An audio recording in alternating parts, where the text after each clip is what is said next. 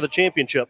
Yeah, if Post State can win game number 2 here and then win at least one game out of the 2 tomorrow, they probably set themselves up for realistically one of those top 2 seeds. And so what you really want to do is get a good game here in the second game tonight against a very good Bismarck team. Bismarck is traditionally a one of the stronger teams, one of the powerhouses in North Dakota Class A baseball.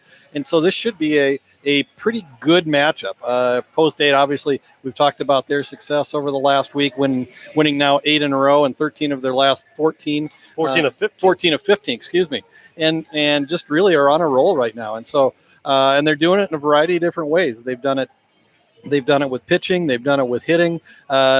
There seems to be, and we've talked about this at our house over the last week. It just seems to be like there's a different young man that steps up every game and kind of grabs the headline. It's not just one or two kids that you hear every game. I mean, whether it was a Cade Hinkle getting 2 hits last game or a Colin Brueggemann pitching 5 really good innings the other night against Mandan. Whether it's a Garrett Stout who you sort of expect to hear his name a lot, or a Lincoln Keenholz coming through with some key hits. It just seems like there's a different young man that's stepping up, and that's really why this team is successful, and that's the key thing. It's a team game. Yeah, last year you heard Andrew Coverdale, Gray Zabel, Garrett Stout, Matt Lusk, and McGuire Rasky when he was pitching, and there was guys in there too that did well, but there wasn't as much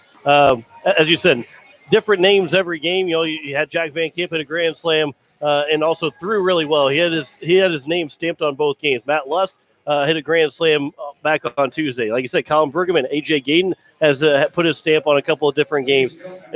And you look at the up and down the lineup. Will Van Camp, he got the win on Wednesday in that 7-3 walk-off grand slam. He had a 3 RBI double last Sunday against Aberdeen. Elliott Life, haven't seen him throw particularly as we maybe saw last year when he came in and he threw one game for Senior Legion. Obviously, he's playing center field here in game number 2. We've seen him in the lineup a little bit more, but we're kind of waiting for that good game that he had last year, and obviously more than just one good game. But that's a guy that don't be surprised when he puts his name stamped on a game, and it could happen even in here in game 2. Then Colin Brueggemann, after getting a couple hits as well, he's the DH here in game number 2. So it's great for Coach White and Coach Nas because they're able to now rotate this lineup, and they still feel pretty confident about it. There's still a lot of confidence of throwing those 9 names out on that lineup sheet, and feeling like they can still pick up wins. Yeah, and that's the beauty of having a lot of depth. And we talked a little bit about having that depth. The fact that we talked about Andy Gordon battling through some shoulder issues. He's still able to be in the lineup, swing the bat. Doesn't sound like it's going to necessarily impact his playing time much, but he's dealing with a little bit of a sore shoulder. Kobe Carr is off on a mission trip for about a week, so you won't hear his name in the lineup. He's obviously been a valuable piece, especially of the pitching staff so far this year. So if you can pull together 13, 14, 15 young men who can step in at any given time and give you either good quality at bats or good innings on the mound, that really speaks to the depth of this team right now. First pitch was taken low for ball 1 to Andrew Coverdale. The next one is over for strike 1. Time of the ball game starting is 6:33 here on this Friday evening. Glad you could join us from the Minot in Corbett Field. The 1-1 is fouled away, now 1-2. This is Coverdale's first plate appearance here of the Minot tournament. Post State 1-0 to open up this tournament, looking to go 2-0 against this good Bismarck team. Played them several times over in 2019 at the border battle here in Minot as well, and then also another couple of games as it's now 2-2 to Coverdale. And I believe they went 3-2 against Bismarck last year in the Senior Legion ranks. The 2-2 pitch, that one's chopped to the left side, fielded by the third baseman, reading her on a high hop. The throw to first is in time. The leadoff man is retired. Here to open up the ball game. That's probably the first time that we're saying that in 2 games in a row or 2 games in one day that Post State has not got the leadoff man aboard. to start the ball game. And it's something you don't see much out of Coverdale. It comes in hitting .417 into today's second game, .448 on base percentage, .600 slugging percentage for a 1.048 OPS. A real valuable guy to have at the top of your lineup night in and night out. First pitch is taken outside to Hinkle. Here's the 1-0 pitch.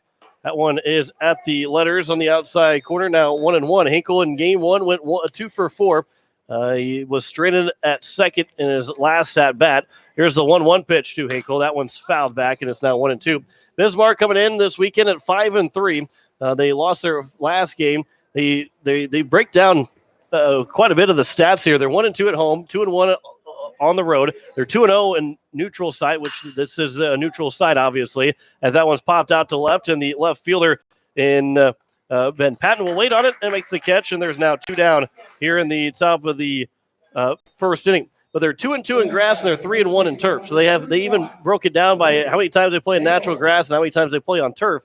And they are 3-1 on turf. Well, Post State, to break that down pretty quick, they're 3-0 on turf. So something's got to give here for both these teams on the turf field. Here's Gray Zabel, the first pitch to him, right back up the middle. That one's through for a base hit. And there is a 2-out single in the first hit of the ball game for Post State. Yeah, and again, just a good swing on the ball for Zabel as he just sat on a fastball and just took it right back up the middle, and just a good piece of hitting right there. As we go through defensively for Bismarck, it is going to be Patton out in the left field. Wycombe is the center fielder, and Uhler is the right fielder. Riedinger is the third baseman. Feeney at short as the first pitch misses low to A.J. Gayden. Hines is the second baseman, and Hansen is at first. Walker is behind the plate. And Pagors is the pitcher as the first 2 men retired. 1-0 count here to A.J. Gayden with Gray Zabel on at first. That one is also missed low, now 2-0. And the strike zone a little bit different already that we can tell from last game to this one. But, again, for most fans and for coaches, players, the consistency, as long as it's there, they're not really concerned with how the strike zone is, as a 2-0 is chopped foul. And it's now 2-1. Bismarck in the wearing their blue tops with white accents, red and white caps, white panel on the front with blue bill, gray pants, and red belts. Post State again wearing their green tops with the black accents, white piping, and gray pants to go along with their black belts. A couple of sharp-looking teams out on the field right now. Now 2-2 to A.J. Gayden as he tries to continue what he had in last game as he went 1 for 3. He came around to score, swing and a miss. It gets in the turf. The throw to first from the catcher is in time, and that will end the inning. No runs, 1 hit, no errors, 1 man left on base. So we played half an inning as Bismarck comes to the plate with no score. You listen to State Baseball. Today's KCCR, today's KCCR.com.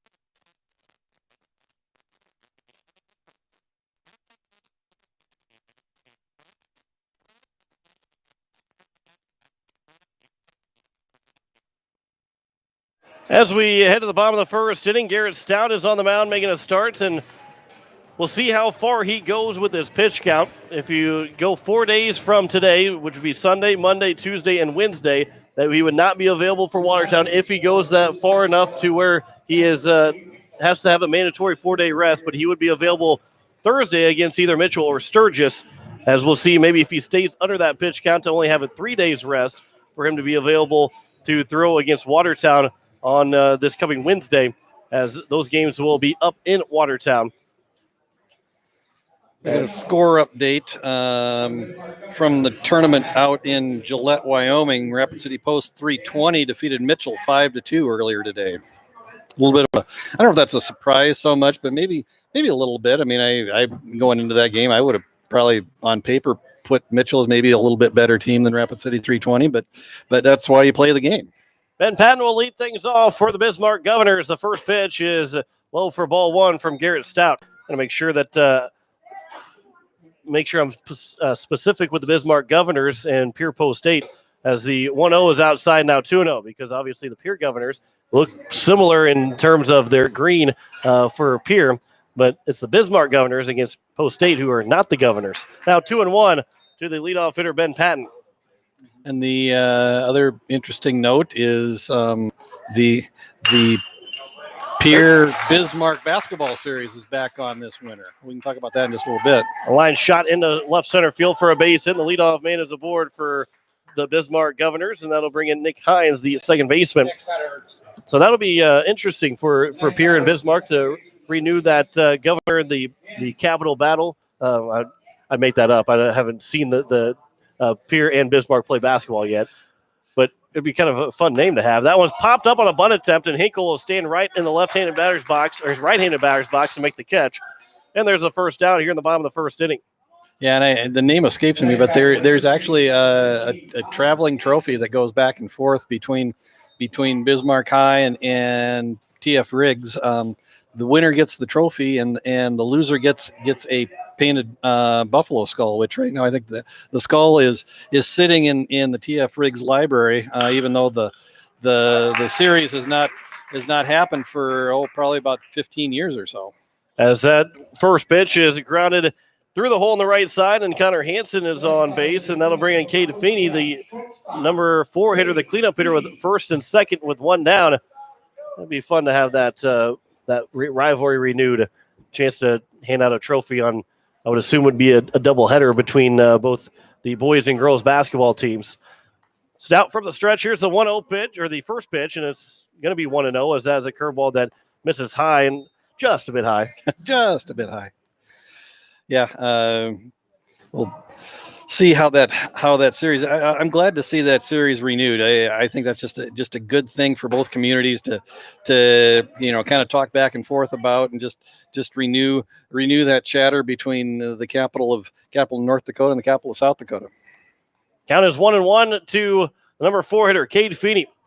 There's a chopper that'll be foul behind home plate. It's now 1-2, and a chance to. For this ball game here, not much, especially for Pierre, not much will be back in the basketball court from where they were last year. With a lot of these guys, a lot of those basketball players were seniors, although Lincoln Keenels the shortstop will be part of that series. Now 2-2 the count to Cade Feeney. First and second with one down.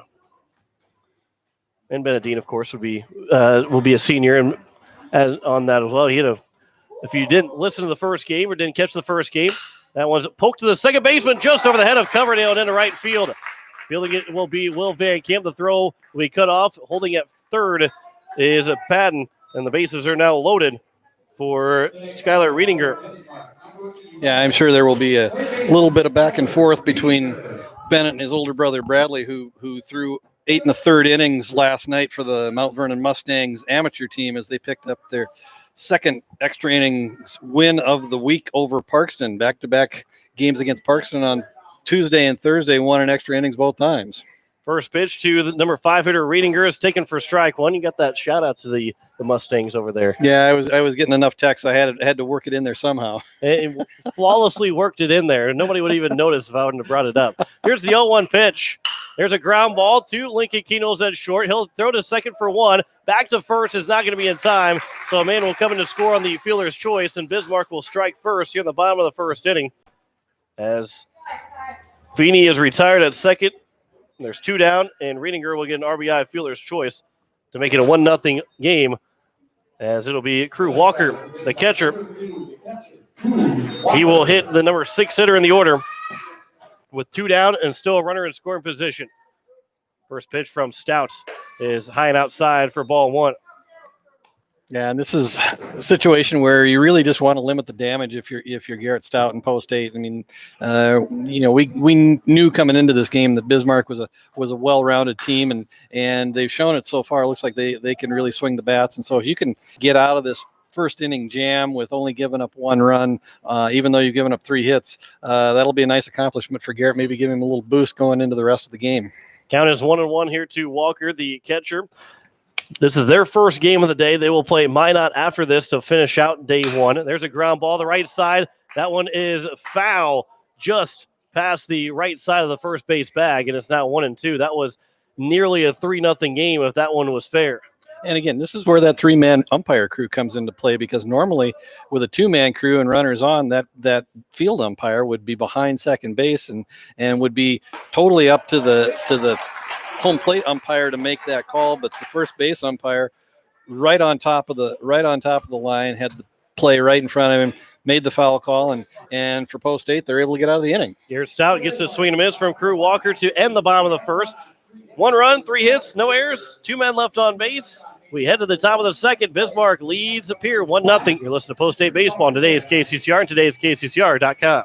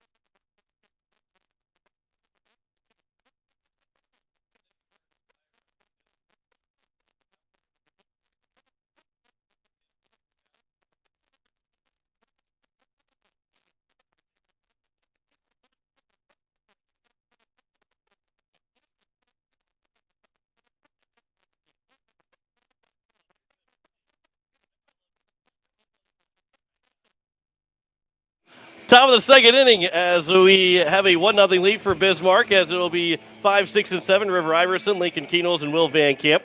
As Post 8, that nice little appearance on the YouTube page by Mark Zabel. Yeah, Mark came up to wave at Jamie Rasky, tell him hi. Jamie, I don't know if we have a fan of the game, but Jamie back in Pierre, probably having a little bit of lemonade to celebrate game number 1. That's right, just a little bit of lemonade. Nothing else. Yep. Nothing else. As River Iverson will step to the plate here for the first hitter in the top of the second, and he will be promptly hit by the pitch, and he'll make his way down to first base. The second base runner of the game, the leadoff man, is aboard here for Post 8 to open up the top of the second. And my guess is, need to check, but I know without seeing the team last year, I was told that River Iverson was far and away the leader in hit by pitches last year, and I suspect he's going to be back up there again this year. First pitch is inside or outside for ball 1. He leads the team in hit by pitches and also infield singles. Actually, that would be his 5th. Wow. Or no, I'm sorry. Yeah, 4th hit by pitch so far this year. Iverson takes off for second. He's going to get there easily as the ball goes to the backstop, and it's now 2-0, and the tying run is in scoring position here for Lincoln Keenels. Lincoln in the first game went 1 for 3. Be great to start out 1 for 1 like he did in game number 1, because that could tie the ball game up with the speed of Iverson at second. Yeah, the hit by pitch for Iverson puts him tied for the team lead with 4 with Matt Lusk. Here's the 2-0. That one is at the letters for strike 1.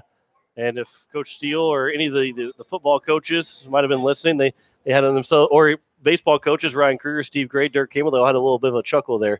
The speed of River Iverson. He's got speed. Just a guy that I guess I shouldn't say takes the brunt of a lot of my jokes, but I get to joke about the speed of Iverson a lot just because of all the infield singles he has. I tell you what, you and I watched him a lot last year from that linebacker position, and certainly somebody that you don't want coming at you if you're an opposite team quarterback, and he's got a head of steam coming at you. 2-2 is the count to Keenels. The pitch And he's swinging a miss, and a good pitch there from Pegors, and there's his first strikeout, second strikeout of the game, first of the second inning, and there's one down. So it'll bring in Will Van Camp, right fielder, winning pitcher in game number 2 on Wednesday against Mandan. Here Stout hit that walk-off grand slam to allow Van Camp to pick up the win. Colin Brueggemann set the tone with those 5 innings, giving up just those 2 runs on 1 hit. First pitch is taken for strike 1 to Will Van Camp. Will had a 3 RBI double last Sunday against Aberdeen. He's swinging the bat well. He got a base hit to tie the game up in the bottom of the 7th in game number 2 as well. So a base hit could also tie this game up much earlier in the ball game at just the top of the 2nd, swinging a foul ball, and it's now 0-2. Will coming in batting .222 on the year with a .417 on-base percentage, .333 slugging percentage, .750 OPS. So swinging the bat pretty well in limited action so far for the Eights. Pegors will come set from the stretch. Tricks the runner at second at Iverson. Here's the 0-2. Outside, 1-2. Back pick to second. Throw will almost get in the outfield. A good pick there from the shortstop, Feeney. It's 1-2, and Iverson's able to, or has to stay at second base. Yeah, and you can tell that the Bismarck catcher, he has a pretty good arm. He's not afraid to use it if he gets in the right situation where he can try to pull a back pick on somebody. Crew Walker really not afraid to throw to second or either one of the corner bases. Another pickoff attempt, and Iverson was able to dive back in safely at second. Here's the 1-2 now from Pegors. Inside now 2-2. On deck is Elliott Life. We have his first at bat. He played in game number 2 on Wednesday against Mandan, the last time that post-state is played, which kind of feels like it's been a while, but it's only just been one full day in between. 2-2. Van Camp was able to turn on it, but he turns on it just a little bit too much and is fouled away, and it's 2-2. That pitch was well inside. I'm not really sure how he was able to turn on that like he did, but he fouled it to keep it at 2-2.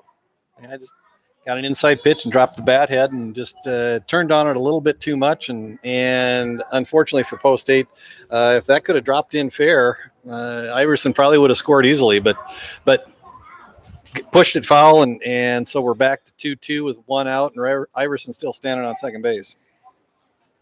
From the stretch, Pegors comes set. Here's the 2-2. Swing and a miss. Second strikeout of the inning. And there's now 2 down. And Elliott Life's got to try and find a way for Iverson to come home. A base hit would score him. The next batter for South Dakota, center fielder number 23, Elliott Life. Life, his first at bat here in the Minot tournament. Probably see him throw from the mound at some point. First pitch is fouled away, and it's 0-1. You got the likes of Elliott Life, Aaron Booth, probably Lincoln Keynoles. We'll see that. Obviously, Garrett Stout pitching here in game 2. Bennett Dean in game 1 through a gem of allowing just 1 run in a complete game 3-1 win. Gave up 6 hits. The 0-1 is grounded to the right side, fielded by the second baseman in Hines. The throw to first is high, and off the bag comes the first baseman in Hansen. And that will keep the inning alive on the air by the second baseman Hines, and that brings Colin Brueggemann to the plate. He swung the bat well on Wednesday, and if he can find a way to put one in the outfield, tie the ball game up here at 1, take advantage of the air. Yeah, Brueggemann is a big, strong young man. Probably will step into that linebacker position that River Iverson is going to vacate as he graduates and moves on to SDSU this fall. But Brueggemann, lots of strength, lots of speed. Again, if you're an opposing quarterback or running back, I don't know that you want to meet Colin Brueggemann with a head full of steam. Fullback in for the Pierre Governors in his junior season, and caught the ball well from the fullback position. Also a good blocker for McGuire Rasky. The 0-1 is upstairs, 1-1. And there's a lot of these guys on Pierre, but I think Iverson and Brueggemann, who, as you said, Brueggemann will probably fill that spot. Those are 2 guys you really don't want to meet in the football field. Nope, I don't think so. 1-1 pitch. Right down the middle now, 1-2 to Brueggemann. On third is Iverson. At first is Elliott Life. 2 outs here in the top of the 2nd. Post State trails 1-0 to the Bismarck Governors. here in Minot at Corbett Field. Day one of the Minot tournament. Brugman with that good day on was it Wednesday? Wednesday, yep. Wednesday. Had a good day offensively. Now hitting 500 on the year, and again with a handful of at bats, but really showing some ability to put the ball in play, and had a couple flashes of power on Wednesday. Pickoff attempt of diving back in safely is life without a tag. Still 1-2 to the number 9 hitter, Colin Bergman. Andrew Coverdale waits on deck. He'd love to have a chance to hit here in the top of the second inning, whether it's a 1-1 tie with the runner in scoring position or come up to bat with the bases loaded. Take either way. The 1-2 pitch on the outside corner and looked out for strike 3, and that will retire the side as it was Pagorza that struck out all 3 batters in the inning. No runs, no hits, no 1 error, and 2 men left on base. We've played an inning and a half. Post State trails 1-0 to Bismarck. You're listening to Post State Baseball on today's KCCR, today's KCCR.com.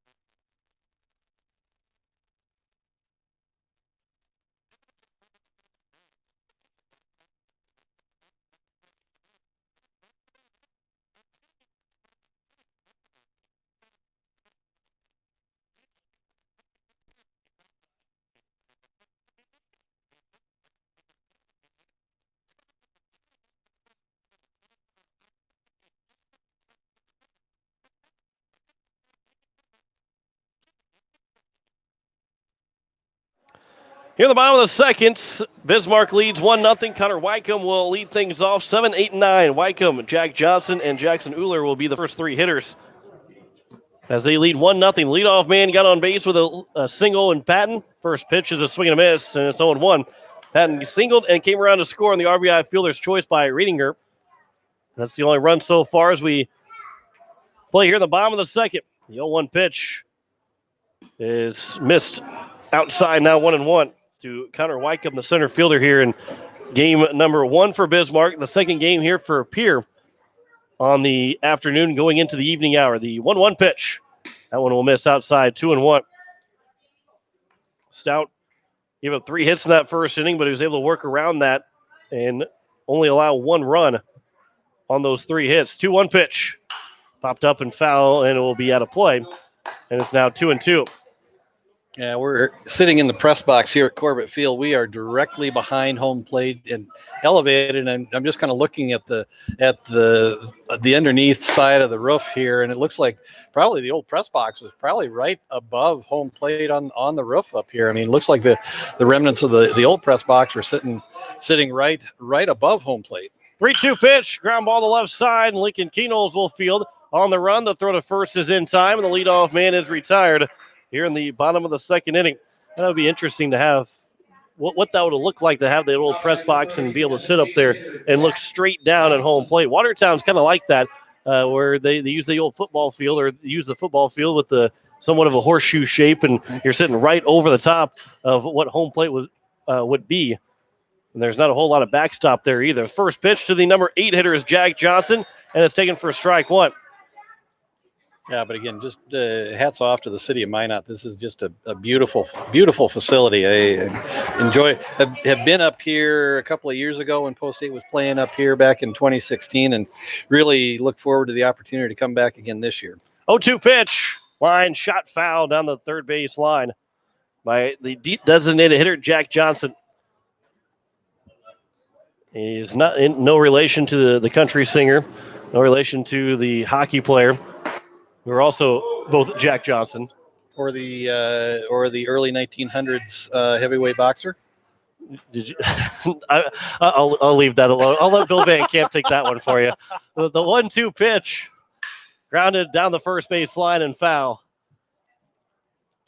We'll tell that to Bill later on, and and I'm sure I'll catch grief for that. Yeah, he'll fill in the rest of the joke that I did not say there. Put on the tee for you, right? Yeah. You've been a good color commentator. You put that on the tee. I didn't want to hit that out of the park. Oh, thank you. Count is 1-2 here to the DH Jack Johnson from the windup. Here's the 1-2 pitch, swing and a miss, and there's the second strikeout of the game for Garrett Stout. And there's 2 down here to open up the bottom of the second, and that'll bring in the right fielder. Here's Jackson Euler. Euler waits on the first pitch and swings and misses at the first pitch from Garrett Stout, and it's 0-1. Yeah, Stout looks like he's gotten a lot more comfortable on the mound here in the second inning, like he's, loosened up a little bit and kind of beginning to find his rhythm. Here's the 0-1 on the outside edge, now 0-2, and Stout's trying to make quick work of this bottom 3 of the order with an 0-2 count from the windup. The 0-2 outside 1-2. Yeah, and when Garrett gets going, I mean, he's as tough to hit as any pitcher in South Dakota. I know in one of his earlier appearances, they had him on the radar gun at around 91 was where he topped out at, and I think he's probably right around there today from the way it looks. And the 1-2 pitch is on the corner and is taken for strike 3, and Euler goes down on strikes. The second strikeout of the inning, third of the ball game.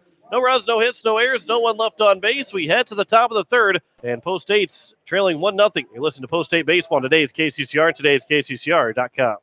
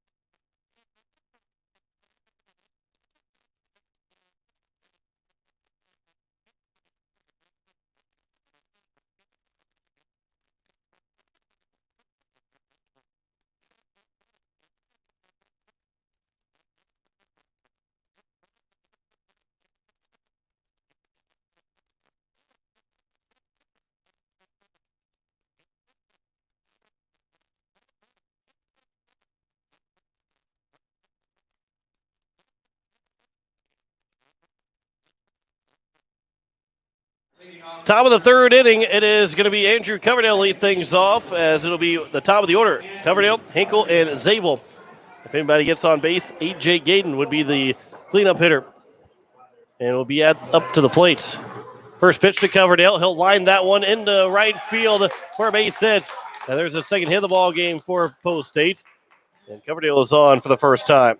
And that'll bring in Cade Hinkle, who is 0 for 1. He flew out to the left fielder in his first at-bat. Pagors and Stout were even in pitches at 33 for the first 2 innings. Obviously now at 34 for Pagors, and he's probably not as tight of a leash in terms of pitch count as is Stout, as that one's chopped at the plate, and it's going to roll foul. And there is no lip there at on the base pass. It just had that much spin to end up rolling foul, and Hinkle was that close to an infield single, or at least close enough to almost have a sacrifice, an unintended sacrifice. Yeah, I mean, that would, if that would have stayed fair, it would have been as good as a bunt base hit, or at the very least a sacrifice bunt. Pagors will check the runner at first. He'll come set. Here's the 0-1. Curveball outside corner, just misses. Now 1-1. 2 hits so far for Post State. No runs, 2 hits, and no errors. 1 run, 3 hits, 1 error for Bismarck as we play here in the top of the third inning. You listen to KCCR Pierre, Riverfront Broadcasting Station. Hinkle out towards right center field. That one's going to get in the gap. That one's going to get down, and that one will hop over the wall. 1 hop over the wall, and that's probably the last thing you wanted to have happen on that hit, because Coverdale was scoring from first if that ball stays in play. But Hinkle has a double. Jack Van Camp will come on to courtesy run for Hinkle, and there's 2 runners in scoring position with nobody out here in the top of the third inning. Yeah, and again, it took one hop and went directly over the top of the 356 sign out in right center field. And like you said, I mean, if that thing hits the top of the wall and stays in play, there's no doubt that Coverdale scores, and Hinkle probably ends up on third. So it probably cost Hinkle a base and probably cost the Eights a run. So we'll see what Gray Zabel can do here with two runners in scoring position and nobody out here in the top of the third. Zabel got a base hit in his first at bat. First pitch to him is outside for ball one. Went right back up the middle in his first at bat, and with Van Camp on at second, Kersey running for Hinkle. Base hit in the outfield, could play two and give Post State a 2-1 lead. Zabel will chop it to the left side. It's going to be a high chopper. No chance for the play at home, as getting the third was going to be Van Camp, as Zabel is retired on the RBI ground out. And Van Camp read it well. The third baseman, Riedinger, did not give Van Camp a look at all. And as soon as that throw went across, Van Camp took off for third and made it safely in a tie game at 1 with one down. Yeah, with that high chop, I mean, not only did Coverdale do a nice job of reading the ball and took off on contact because there was really no way for Riedinger to get him at the plate. Riedinger had to just glove the ball and fire immediately over to first base, and Jack Van Camp did a nice job in terms of taking off with the pitch and got the third, and now he's in scoring position just 90 feet away with one out. 0-2 is the count to A.J. Gayden. He struck out in his first at bat. Infield is drawn in all the way around. Here we play in the top of the third inning in a 1-1 game. That shows you how important every run is. The 0-2, and Gayden swings and misses for the third strike. The throw to first was somewhat of a loopy one. I'm surprised it wasn't a lot harder from Walker, but they do retire Gayden for the second out, because that could have allowed Jack Van Camp, if he would have got a good running start on it, or somewhat of a running start, could have tried to score on that throw. Well, you and I have both seen those throws where somebody just takes a little bit off and you think you're just gonna loop it down there, and pretty soon before you know it, you end up throwing it 10 feet over the first baseman's head. And Iverson will go out into right center field for a 2-out single. He's going to try and get to second. He gives Post State the lead, and he dives in safely with a 2-out RBI double, and Iverson makes it a 2-1 lead for Post State here in the top of the third inning. Yeah, and we'll go back to we talked about River Iverson's speed earlier in the game, and he just did a nice job right out of the box. He was at full speed about 3 steps down the line, and he did not even break stride going around first. He was headed for second the whole way, and probably a good decision with 2 outs. Here's Lincoln Keenels. A base hit could make it 3-1. Gore's first pitch is outside, 1-0. He struck out swinging in his first at bat. That was with one on. Iverson was actually at second base when he struck out, as there's him at second base with 2 down. 1-0 pitch. Off speed that catches the black of the plate, and it's now 1-1. And again, the Eights are doing a very nice job here of stacking hits together and moving runners over, just doing all the little things to push runs across the plate. 1-1 pitch. Chopped foul off of Keenels, and it's now 1-2. Keenels went 1 for 3 in game number 1. And the 3-1 win for Post State over East Grand Forks. And again, a win here would put them at 2-0 and would put them in a really good spot going into Saturday, trying to find a way to be in the championship game on Sunday. You would think if they would beat Mandan, they would almost guarantee themselves a spot in the championship. If they would start out 3-0, Mandan's the first team they play at 10 o'clock tomorrow morning. Here's the 1-2 pitch. That one's popped foul and out of play, and we'll do it again. As it hits the top of the grandstand, and it will roll back and get back into fair territory. This is the good thing about this grandstand, that ball hits the top, and it's going to come straight back. You're not going to lose it up there. No. But again, we certainly don't want to take Mandan for granted tomorrow morning. I mean, they gave the Eights everything they could handle the other night, especially in that second game. And if it weren't for the heroics of Garrett Stout, not only with the leadoff home run in the bottom of the first inning, but the walk-off grand slam in the bottom of the seventh, that probably would have been a split the other night. 1-2 is the count to Keenels. The pitch outside 2-2. Yeah, and Mandan, they're 1-1, so 16-15. in a game that it sounds more like a Mandan football team, the Mandan Chiefs football beating the Minot Vista football team. But it was a game that was relatively low scoring until the 6th inning. And that seemed like it took forever. Keenol's down the right field line. That's dropped for a base hit. Iverson will come around to score, and Keenol's in a 2-out RBI single. And Post State leads 3-1, as there's another lucky 3 on the board for Post State as they lead by 2. Yeah, and again, you can't say enough good things about what two out RBIs do for you, especially just in terms of what they do for a team's confidence, especially for a young man like Lincoln Keenholz, who coming up first year on the varsity level, leaping over two divisions to go from U14 last year up to the varsity level. So he's doing a nice job, especially a good piece of hitting right there. The 1-0 pitch to Will Van Camp is popped up and foul, and it'll get out of play on the left side. And it's now 1-1.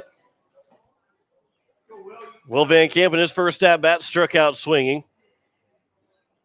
So 3 runs have come around to score. An RBI double from River Iverson, an RBI single from Lincoln Keenholz, an RBI ground out from Gray Zabel to get things started. The 1-1 right back to the mound, and Pagors will field and underhanded to first, and that will end the top of the 3rd inning. But not before Post State gets 3 runs on 4 hits in the inning. They have no errors and 1 man left on base. After 2.5, it's a 3-1 lead for Pierre over Bismarck. You're listening to Post State Baseball on today's KCCR and today's KCCR.com.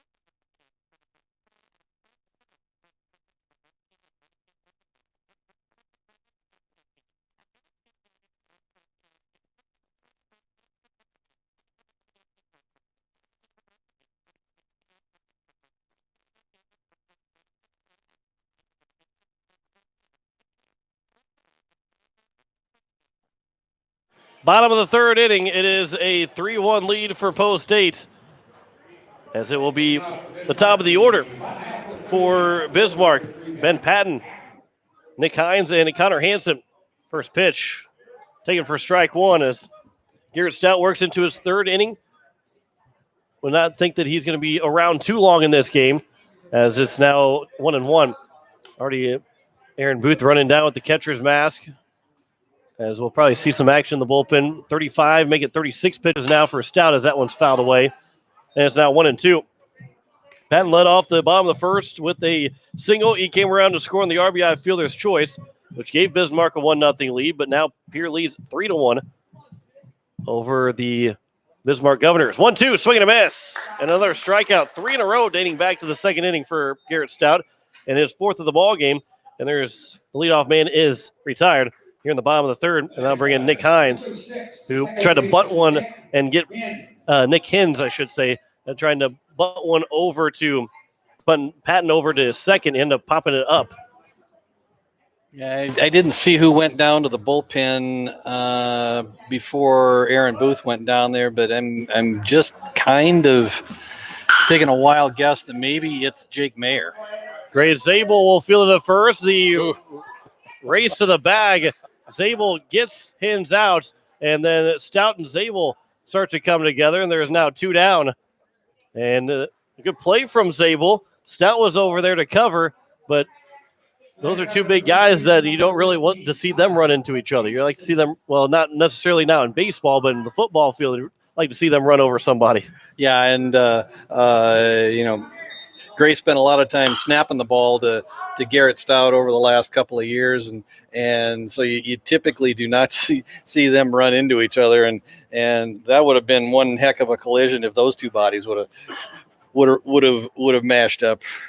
Connor Hansen, he got a single in his first at bat, fouls the first pitch away. The 0-1 hits him on the back leg of the left leg, and he will go down to first as he tried to move that left leg out of the way, and that one came in and got him, and he is on base for the second time.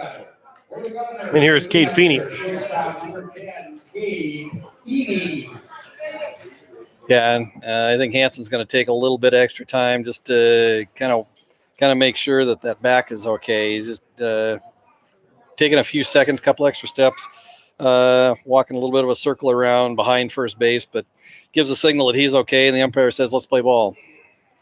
Stout will have to work from the stretch here with 2 down in the bottom of the third. The first pitch is popped up on the right side as Andrew Coverdale will give way to Will Van Camp, and he'll make the catch to end the inning. Coverdale went all the way out there and then slid down to allow Will Van Camp to grab it and end the inning in the bottom of the third inning. So no runs, no hits, no errors, 1 man left on base. We have played 3 complete. Pierre leads Bismarck 3-1. You're listening to Post-State Baseball on today's KCCR and today's KCCR.com.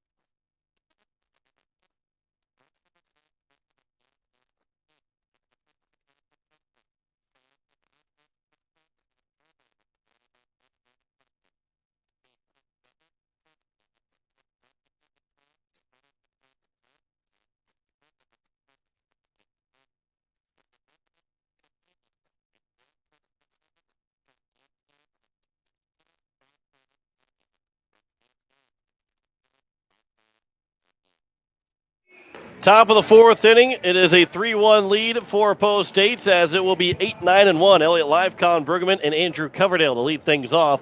If anybody reaches base, it will be Cade Hinkle. Stout has stayed under 45 pitches through 3 innings, and we'll see now if he will come out and bat in the or pitch in the bottom of the fourth inning.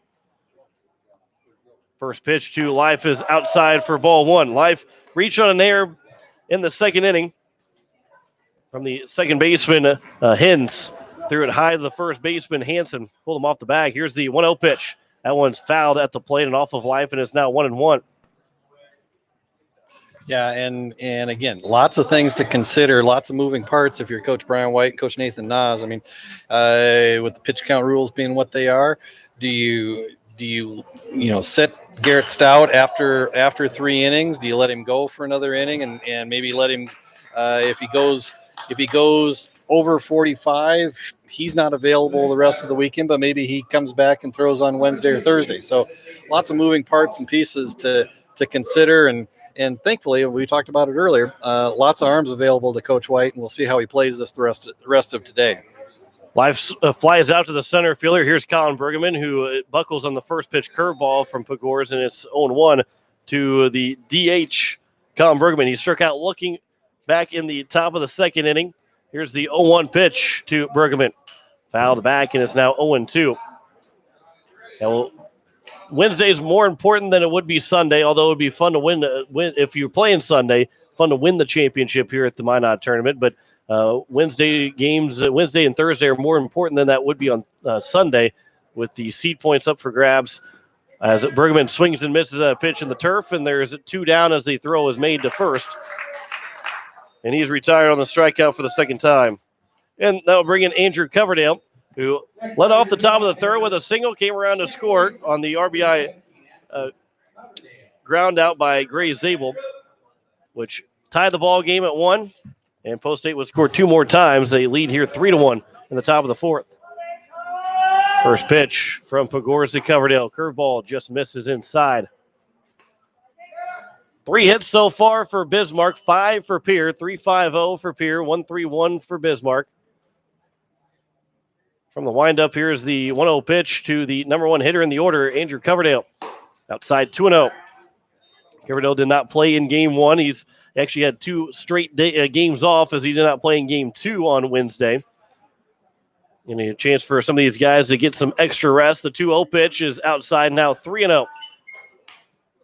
Yeah, that's the thing about baseball in the summertime is really there's no other sport that a high school kid plays where you're playing 3, 4, 5 days a week. You just, and even though these young men are in pretty good physical shape, I mean, it can take a toll on your body. So couple games off here and there, even if you're one of the top guys, you're really, that really does do some good for you. Andrew Coverdale raised base as the 3-1 pitch was chopped to the shortstop. Kind of took a funny hop to Feeney, and then it was fielded, and Feeney then bobbled, and he did not make the throw at all. He actually kind of dropped the ball in the double clutch, and then he dropped the ball again, trying to throw it over to first.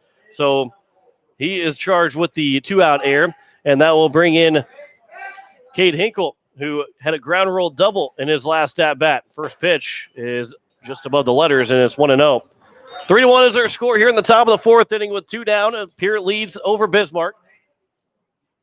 Coverdale is on at second after reaching on the air. Cade Hinkle is 1 for 2 so far as he waits on the 1-0 pitch from Pagors. There's a ground ball to the left side, fielded this time of the shortstop. Feeney much more cleanly, and the throw to first will end the top of the 4th inning.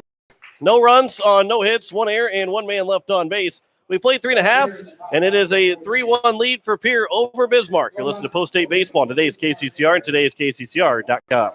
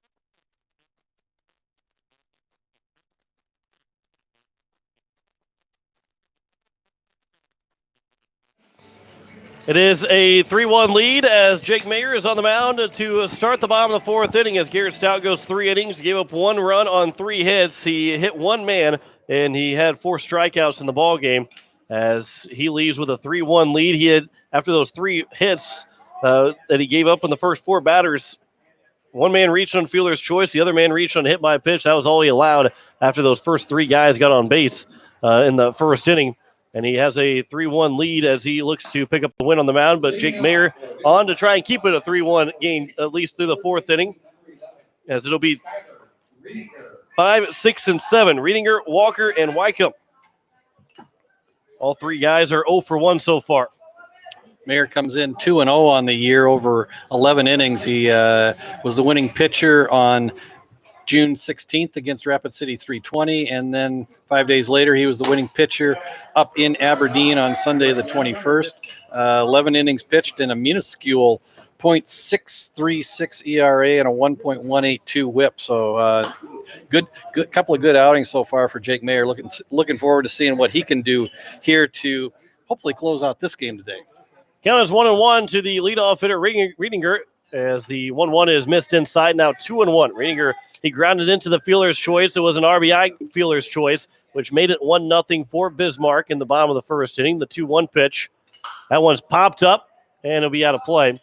And it's now 2-2.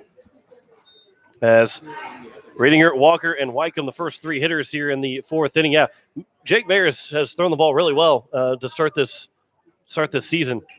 And that's something that I think Coach White, should all the way go back to the high school season, the 2-2. There's a line shot and just underneath the glove of Gaden in the right field for a leadoff single for Reedinger. Steve Gray, Dirk Campbell, Ryan Kruger, they were hoping for Jake Mayer to throw the ball really well in the high school season, but then Coach White and Coach Nas were hoping that followed into the summer season. Obviously, he had to start at the summer season, and he has started out with a good start in his a couple of appearances so far, and hopes that continues, especially here in the ball game tonight. Although the first man did reach base on a leadoff single, now here is Crew Walker, who struck out swinging back to end the bottom of the first inning. 1-0 is the count to Walker. Mayer will come set. Here's the 1-0. Upstairs 2-0. Yeah, Jake's going to sit in the mid-80s with his fastball, low to mid-80s, and just be real consistent on the mound. And when he gets that second and third pitch over for strikes, he is as good as any pitcher on this post-8 staff. 2-0 is ripped to right field. That one's going to get down for a base hit. That's going to roll all the way to the wall. That could make it a 3-2 game. Will Van Camp will pick it up. He'll throw it into the cutoff man at second, and it's going to be a RBI double for Crew Walker, and it's now a 3-2 lead for Pierre, as Walker has put himself in scoring position for Connor Wycombe.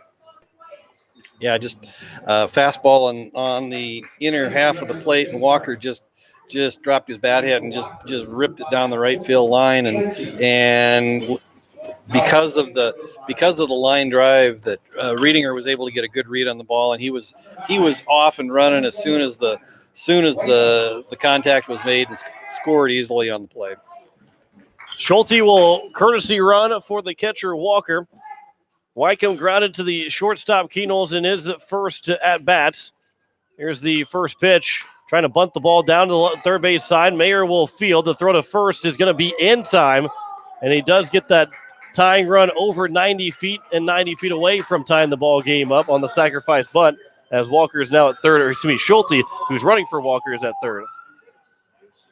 And there's one down. Nice job of fielding his position by Mayer. He just hopped off the mound. It was not an easy play. And nice strong throw to the first base, and Zabel is able to record the out over there. And now we'll see if Mayer can pitch out of this runner on third with one out jam and try to preserve this one run lead for post 8. Count is 0-1 here to Jack Johnson as the infield will come in. Now swing and miss. Now 0-2. Zabel. That's fun to say. The count is 0-2 here to the number 8 hitter, Jack Johnson. The 0-2 from Mayer from the windup. And trying to put that third pitch on nearly the same spot, and Johnson almost bit on it all three times, but it's now 1-2. As Johnson was a strikeout victim in the bottom of the second inning. Here's the 1-2 to Johnson. Swing and a miss. Second time he's gone down on strikes. First strikeout of the game for Jake Mayer. That's a big second out, as now they can get to Jackson Euler out anywhere and end the inning. Mayer will work from the windup here. The runner on third. The first pitch to Euler is upstairs for ball one. Yeah, the thing you see about Jake Mayer is that he's another one who really likes to work quickly. He just gets the ball, gets the sign, and he's into his windup, and he's got the ball coming back towards home plate. 1-0 is just outside now, 2-0. Euler struck out looking in his first at bat. Here's the 2-0 pitch. Line shot down the first base line, and it is going to be foul. And it's now 2-1. Just foul by about 6 inches, fortunately for post 8. But again, if you're playing behind Jake Mayer as an infielder or an outfielder, you really like to see these pitchers who work quickly. You stay in the game. You're a lot more sharp as an infielder, and I think that speaks to how well the Aids play defenses. If you've got pitchers that are working quickly, you tend not to make those kinds of mental errors that result in mistakes on the board. Jackson Euler draws a walk, which makes it runners at the corners here with 2 down. And here's Ben Patton. The left fielder is 1 for 2. He singled and came around to score the game's first run. He was struck out swinging to Stout to open up the bottom of the third inning.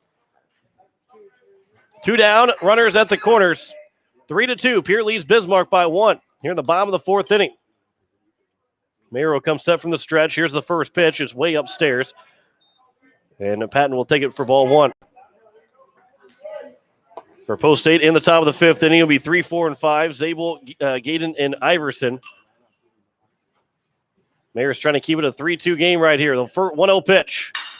High fly ball out towards left field. River Iverson will jog in, make the catch, and end the inning as Mayer is able to work out of the 2-out jam. 1 run scores on 2 hits, no errors, and 2 men left on base. We have played 4 completes. Post State has a 3-2 lead over Bismarck. You're listening to Post State Baseball on today's KCCR and today's KCCR.com.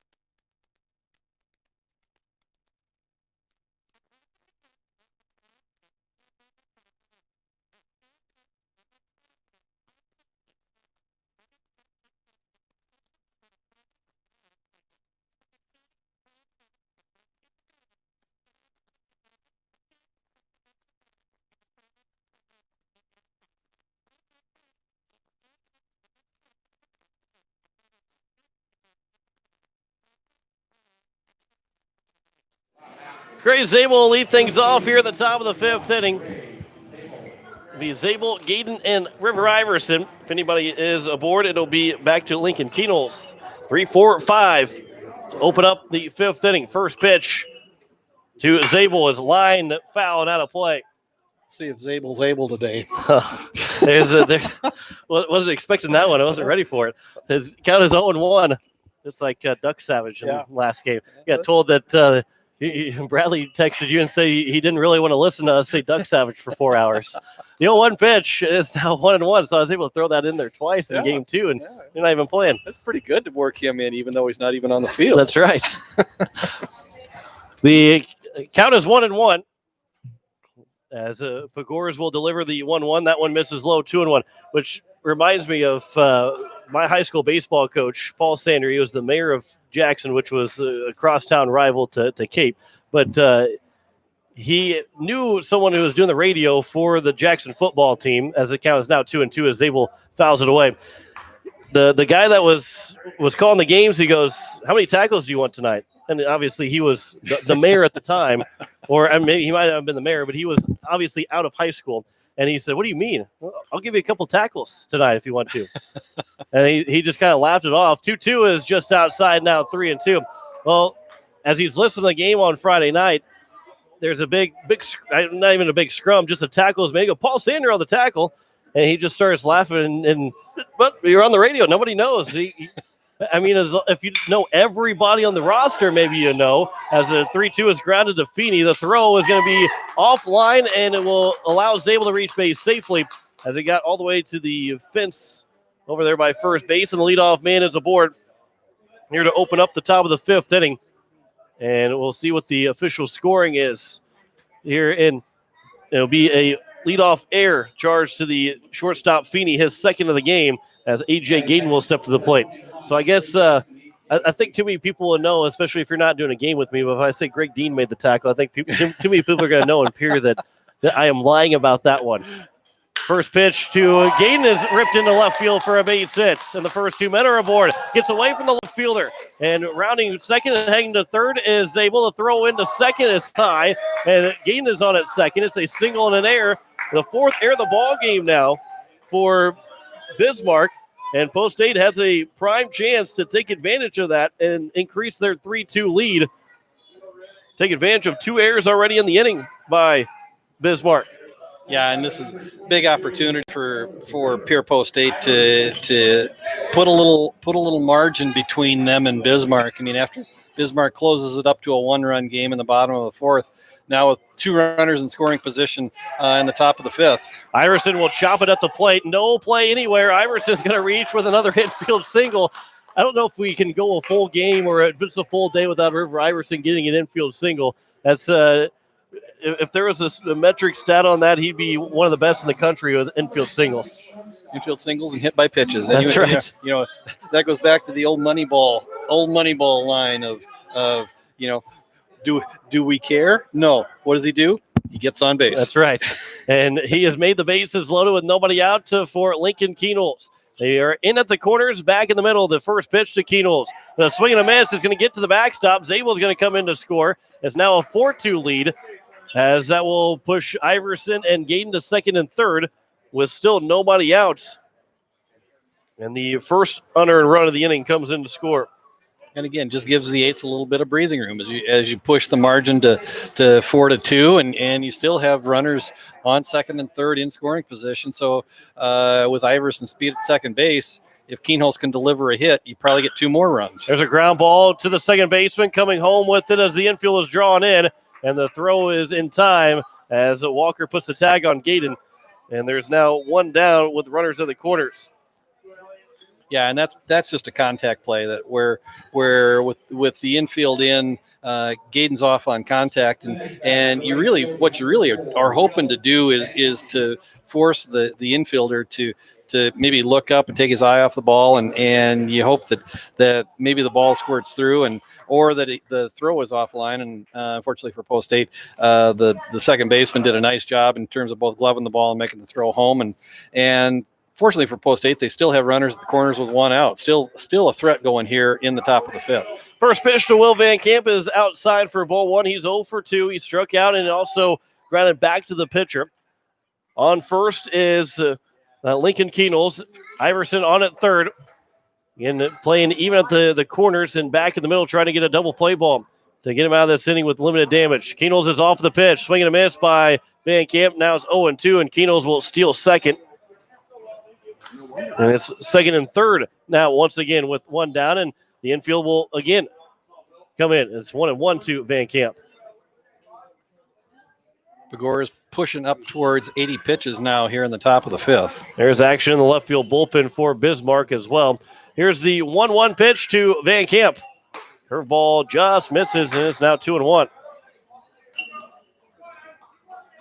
Infield is in all the way around. They were able to get Gaden down at home on the ground ball by Keenels to the second baseman. And now here's the 2-1 pitch to Van Camp on the outside corner, and it's now 2-2. A little leeway on the black of the plate, but the count is even at 2-2. Yeah, the zone looks a little narrow on the inside corner, a little wide on the outside corner today. Here's the 2-2, and it'll just get over the top of Van Camp. I think he was thinking he was going to get hit by the pitch and take first, but somehow it curved all the way around him and also missed the bat. He almost didn't get the bat down in time either. And so the count is full here to Will Van Camp. Elliott Life is on deck. From the windup, here's the payoff pitch. Outside, and it's a 1-out walk to Will Van Camp, and now the bases are loaded for Elliott Life. And one of the Bismarck coaches going down to see if he is ready to go or not. And they get the signal that he is ready. So looks like we will have a pitching change as Bismarck's trying to keep it a 4-2 deficit. The bases are loaded with 1 down. We'll step aside and we'll tell you what the changes are. You listen to Post State Baseball on today's KCCR and today's KCCR.com.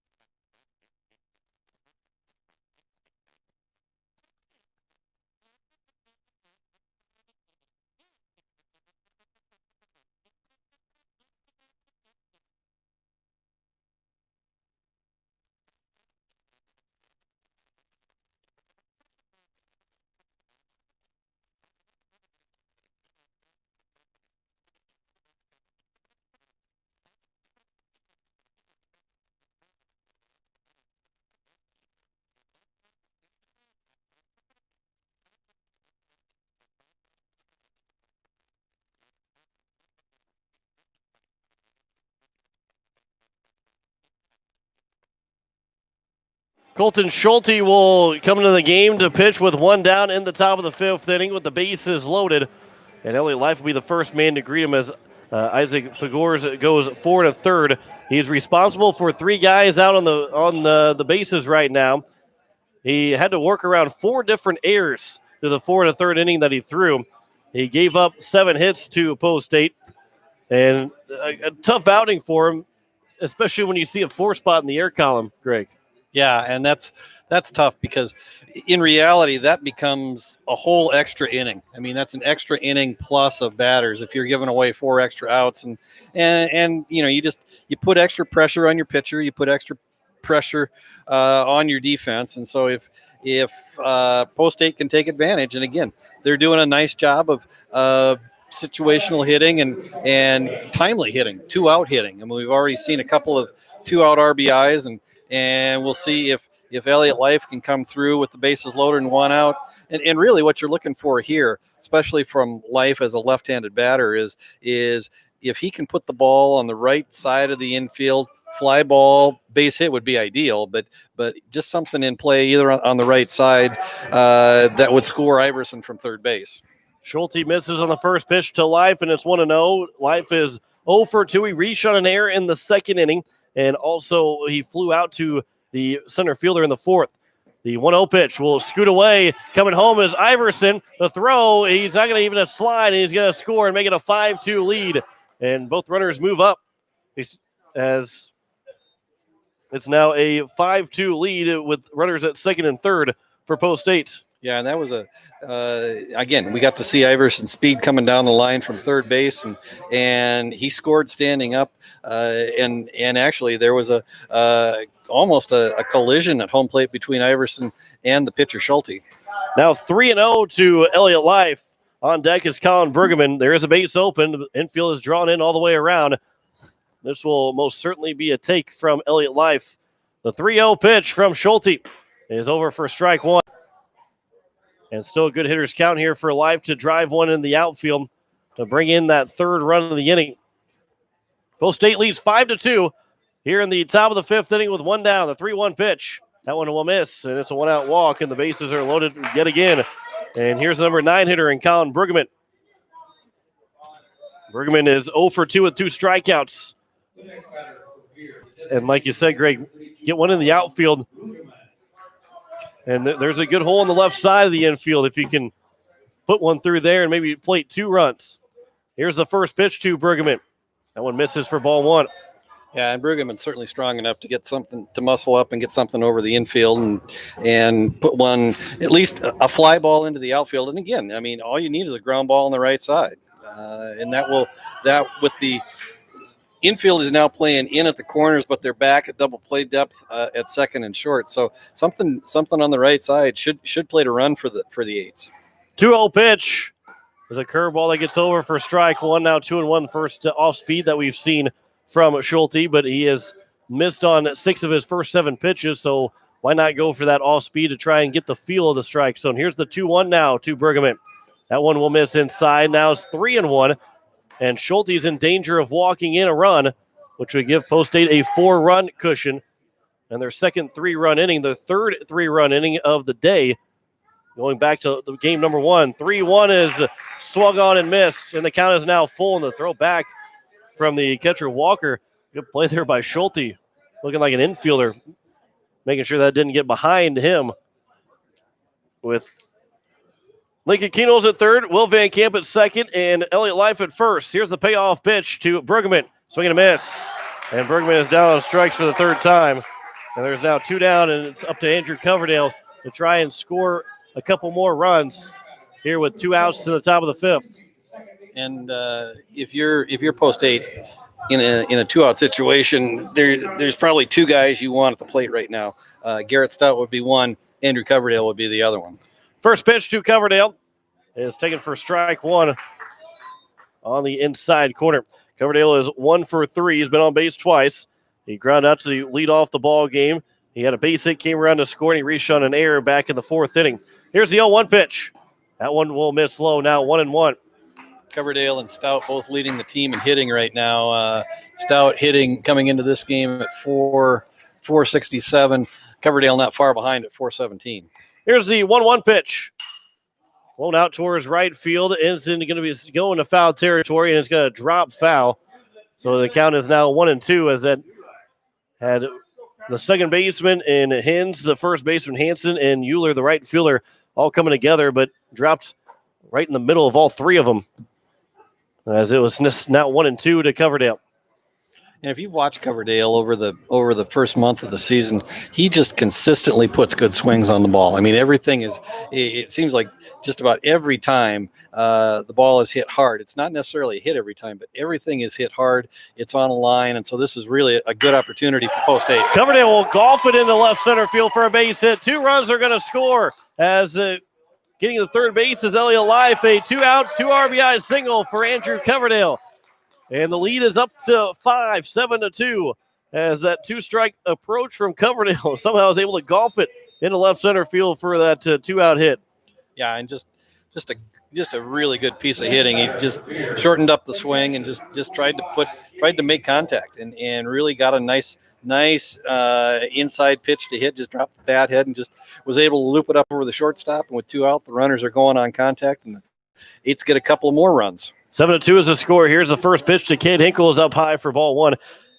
Hinkle's the number 9 hitter in the inning for Post 8. They're going to bat around as long as nobody is picked off, which we've seen that several times already this year. We've had a pickoff to end an inning as Hinkle will foul the 1-0 pitch away. Usually it's Hinkle or someone from Post 8 picking somebody off on base to end a half inning. But Hinkle here, the 9th man to come to the plate. 1-1 is the count to the catcher, who's 1 for 3 in a ground rule double and came around to score in the 3rd inning. The center fielder is certainly remembers that ground rule double because he is pulled way around into right center, trying to respect his power. Elliott Life is picked off, trying to score, and he will be thrown out. So, as I had just mentioned, that Post 8 hasn't really had that happen to them. That does happen to him. As the throw from the catcher to third got Life caught in between both third and home, and he was thrown out trying to score. And that will retire things here in the 5th inning. So officially 8 men come to the plate. There were 3 hits in the inning as 4 runs that came around to score. There were 2 errors, and Post 8 left 1 man on base. We head to the bottom of the 5th inning. Post 8's enjoying a 7-2 lead right now over Bismarck. You listen to Post 8 Baseball on today's KCCR and today's KCCR.com.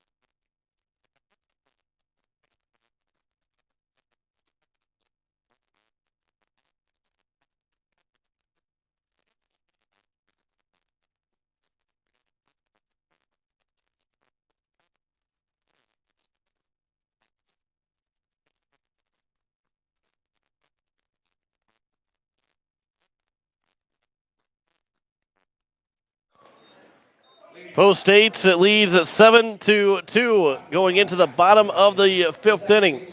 2, 3, and 4 for the Bismarck Governors as Nick Hins, Connor Hansen, and Kate Feeney will be the first 3 hitters. Jake Mayer's first pitch is taken for strike 1 on the outside corner. And as we play here in the bottom of the 5th, great. I mean, this, as Hins didn't necessarily like that call, as the 0-1 pitch will bounce in now 1-1. And the umpire has given the outside corner, both left-handed and right-handed hitters, has given the outside corner all evening. The inside corner is where it's a little bit tighter for that strike call. Yeah, and again, if you're Jake Mayer, you want to get this team off the field as quick as you can and get the bats back to work as soon as possible. And so you really are looking for just a really quick inning. And unfortunately, the leadoff hitter lines one into right field, and so he'll be working out of the stretch with a runner on first and nobody out here in the bottom of the fifth. And leadoff single there for Hens. He's now 1 for 3, and here's Connor Hansen, who's 1 for 1, but on base twice. He singled and then was hit by a pitch. The first pitch coming in to Hansen is outside for ball 1. He's the number 3 hitter. Feeney is on deck, the cleanup hitter in the order for the Bismarck Governors. They trail 7-2. They led 1-0. Got it back with the 3-2 before a 4-run top of the 5th inning. 1-0 is outside, now 2-0. Hinkle came up out of the crouch on that pitch with the pitch being on the outside part of the plate and thought about back picking down to first base, but that throw is a little tough with the left-handed hitting Hansen in the box. The 2-0 is outside, now 3-0. As Mayer is in danger of allowing the first 2 guys reach base, which happened in the 4th inning, and one of those 2 runners came around to score. Here's the 3-0. That one is over for a strike. The throw back to first, and back in standing up is Hens. Hansen singled in the first, hit by a pitch in the 3rd. He was stranded at 3rd in the 1st and stranded at 1st in the 3rd. Trying to say that 5 times fast. 3rd in the 1st and 1st in the 3rd. 3-1 is fouled off of Hansen, and it's now 3-2. We'll put that one right up there with Zabel's able today. So there you go. Couple of nice catchphrases to go. I don't know catchphrases, but a couple of good phrases on this Friday evening. Pickoff attempt, and back in safely diving in is Hens. Shadows are starting to creep out in the outfield as we get close to the 8 o'clock hour. We're still an hour and a half away from sunset. 9:26, or no, excuse me, we're 2 hours away from sunset. 9:50 is sunset here at Minot. Ground ball right back to Mayer. Fields the position, throw to first, is not going to get to Zabel. He couldn't scoop it, so it'll be a fielder's choice as Keenels threw it, just didn't get all the way to Zabel. He couldn't scoop it, and Hansen is on at first, and nearly a 1-6-3 double play. Instead, it'll go as a fielder's choice, and there's a runner still on at first, and Hansen. Yeah, really nice defensive play by Jake Mayer on that play. Just a one-hop comebacker, and he was able to get a glove on the ball and turned and made a nice strong throw to Lincoln Keenholz. And unfortunately for the Eights, they weren't able to complete the double play. But just being able to get that lead runner and put an out on the board, you just kind of dial down the pressure a little bit, because if that ball gets through and you got runners on first and second with nobody out, all of a sudden Bismarck would have had a threat going. The 1-0 is crushed out towards left field. Iverson going back on it, still going back to the warning track, turns and watches it sail for a home run. And it's now 7-4 as the cleanup hitter in Cade Feeney goes deep with 1 down in the bottom of the 5th inning. And it's now a 7-4 lead for Post State. And you look at that double play that could have been, would it be a 7-3 game? Instead, now it's 7-4. And the bases are now empty for Skylar Riedinger. But again, we'll go back and talk about the good play that Jake Mayer made. I mean, if he doesn't make that play and you got runners on first and second, that's a 3-run home run, and it's a 2-run game instead of a 3-run game.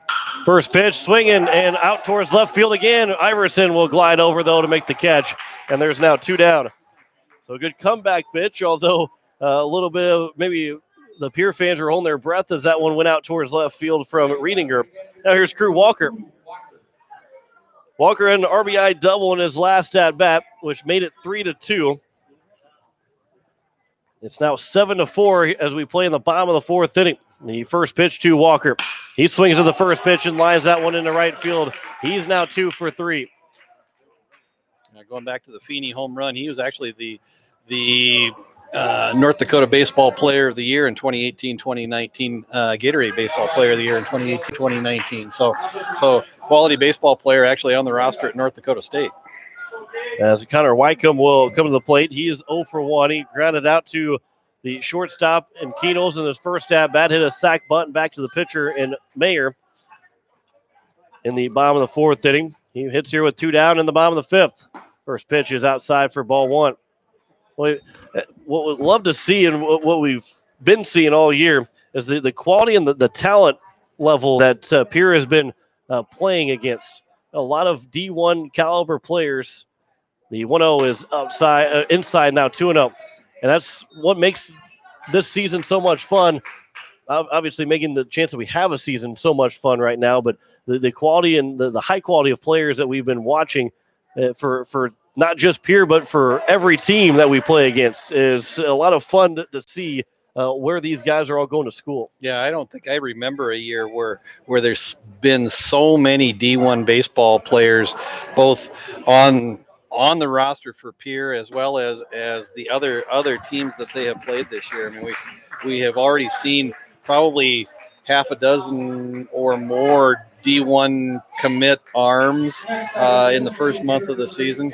We've talked about the Jelly kid from East Grand Forks who's a D2 player at Minnesota Crookston, and now the Cade Feeney on the roster at North Dakota State. So I mean, we're just seeing a lot of really good baseball. I mean, so I think if you're a fan in the Pierre area and you appreciate good baseball, come on down to Heights Stadium because you'll get to see not only a good set of quality athletes that will dress in the green and black every time, but a lot of good quality baseball players coming in from the other communities.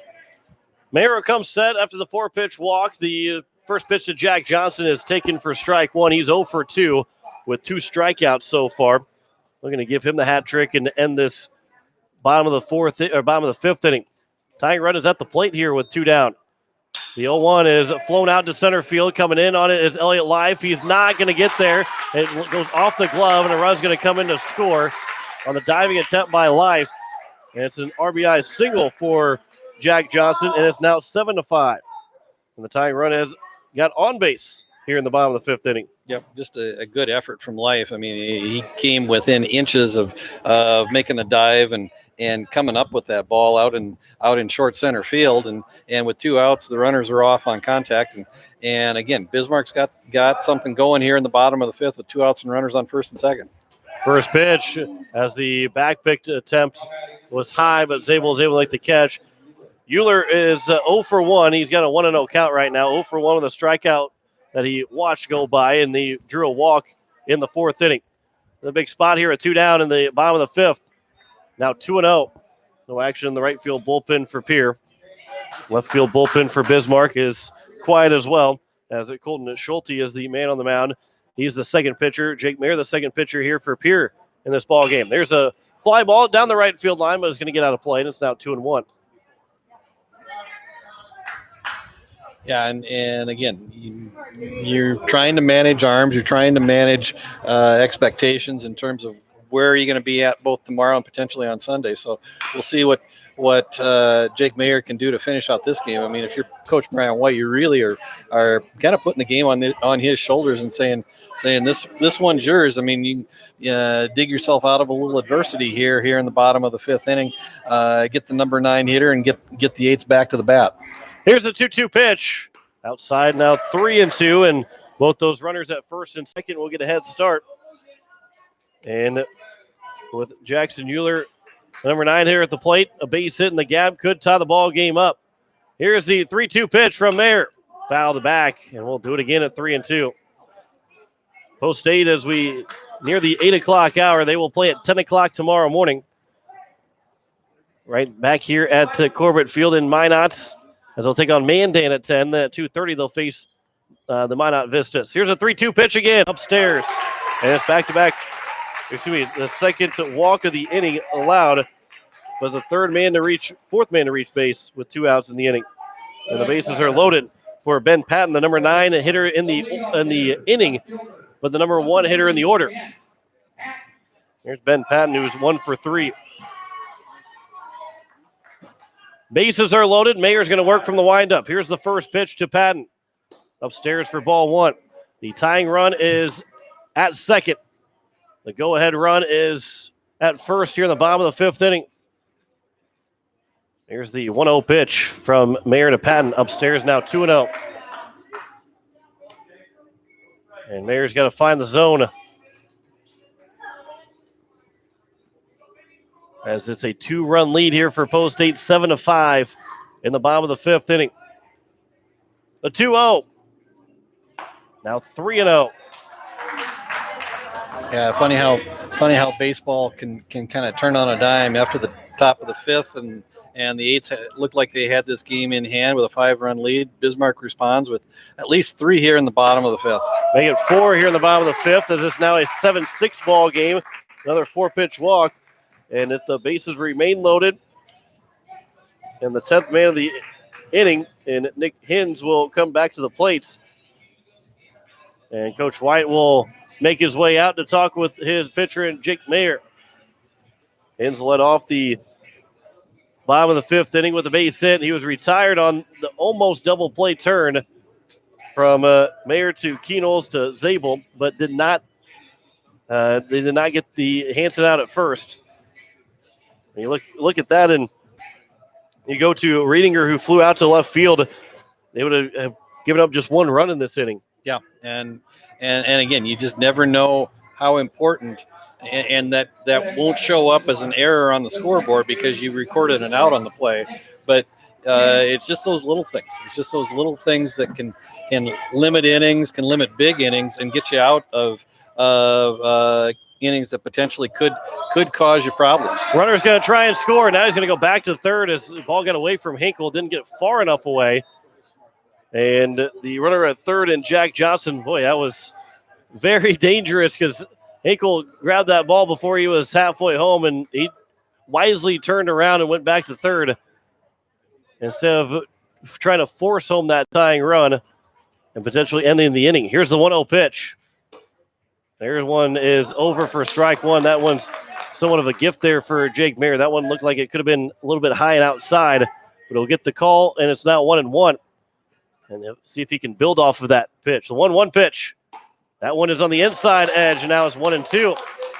Sometimes all it does is take a strike, whether it's in the zone or not, is see that umpire's hand go out for a strike call, and all of a sudden things going to turn around for you a little bit. Here's the 1-2 pitch for Mayer. That one gets in the turf, and a good block there from Hinkle. Now 2-2. Here to Nick Hins. Yeah, and on that first pitch that squirted away from Hinkle, Johnson was about a third of the way down the line, and the ball went to Hinkle's left. I was kind of surprised he didn't try to throw down because Cade is not shy about throwing the ball and trying to backpick somebody, and he just held on to it that time. And now after ball 3, the count goes full, and the runners will be off with the pitch. Count is full. The 3-2 on its way. Check swing popped up. Is it playable for Hinkle? It is. He'll make it, and Post State will escape a bases-loaded jam.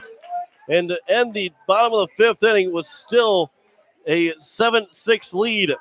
10 guys come to the plate, 4-run score. They answered the 4 that Post State had in the top of the half of the inning. They did it with 4 hits in the inning. There were no errors and 3 men left on base. We head to the top of the 6th, 7-6. Pierre leads over Bismarck. You're listening to Post State Baseball. Today is KCCR. Today is KCCR.com.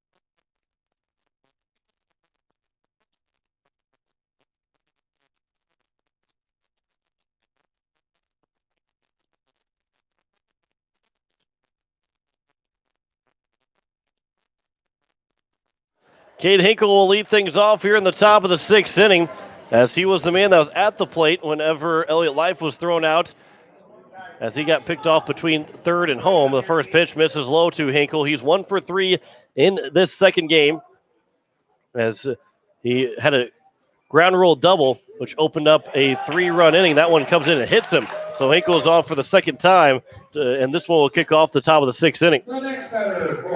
And that'll bring in Gray Zabel. And Jack Van Camp will head back to courtesy run for Cade Hinkle. Second time on the year that Hinkle's been hit by a pitch, and a good at bat for Hinkle. You get your leadoff runner on, and hopefully the Eights can do some damage here with the middle of the order coming up. First pitch is in the dirt. The throw back, and Van Camp just dives back in safely as he was going to try and take second, but a good block there from Walker, and he almost got too far away from the bag and almost was picked off. The count is 1-0 as Coach White flashes the signs over at third. Van Camp will lead away from first. Here's the 1-0 pitch. At the letters, 1-1 to Zabel. Zabel is 1 for 3. He reached base with a single in the first. He had an RBI ground out to open up the scoring for Pierre in the 3rd inning. And he reached on an error to lead off the top of the 5th and came around to score. The 1-1 is on the outside corner, now 1-2 to the first baseman. We'll see him play first quite a bit here. Maybe Bennett Dean will play first tomorrow, but with Andy Gordon dealing with a little bit of a shoulder injury, no one had probably tested him on the field. 1-2. Zabel goes the other way with it, but rips it foul. And it's staying 1-2 to the first baseman. 7 runs, 8 hits, no errors for Pierre. 6 runs, 9 hits, and 4 errors for Bismarck. And that 4 is a big indicator of why Post State has that 1-run lead. 1-2 pitch, off with a pitch, and down the left field lineman is going to go foul. Van Camp could have scored if that would have landed fair.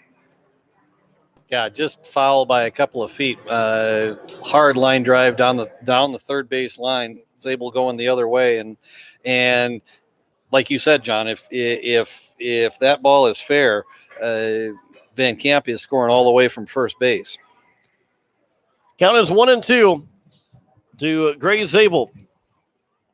We'll have the Pierre and Mandan game tomorrow at 10 o'clock. Be the first game of the day. 1-2 pitch. Zabel rope it right to the second baseman.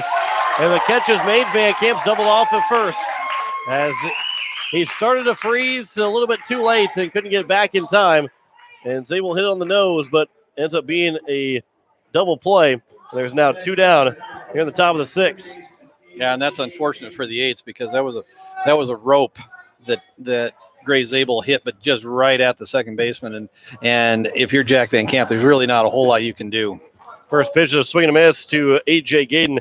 He is 1 for 3. He singled. He got to second on the air by the left fielder, and he was thrown out trying to score on a ground ball by Lincoln Keenels. He struck out his other 2 times, now 1-1. On the first game tomorrow, so that will start at 10 o'clock against Mandan. 1-1 will almost hit Gayden. Now it's 2-1. And then we'll be back on the air for the 2:30 game, the scheduled 2:30 game against Minot. And then we'll see what we have as a record, as that one's lined down the third base line, and that's fair. And Gayden might have himself a 2-out double. Rounding first and heading for second. The throw will come in, and a stand-up 2-out double for A.J. Gayden. And that will bring in River Iverson a chance, as he is 2 for 2 and reached base 3 times. If he can get one in the outfield, he will make it a 8-6 game for Post State.